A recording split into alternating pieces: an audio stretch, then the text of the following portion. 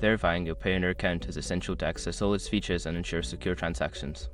Follow these steps to complete the verification process. Step 1. Log into your account. Access your Payoneer account by visiting the official website and entering your login credentials. Make sure you have your account information handy. Step 2. Navigate to Verification section. Once logged in, go to the Settings menu and select Verification.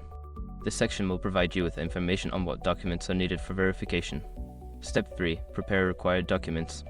Gather the necessary documents for verification. Typically, this includes a government-issued ID and proof of address, such as a utility bill or bank statement. Step 4. Upload documents. In the verification section, follow the prompts to upload your prepared documents. Ensure that the documents are clear and legible to avoid delays in the verification process.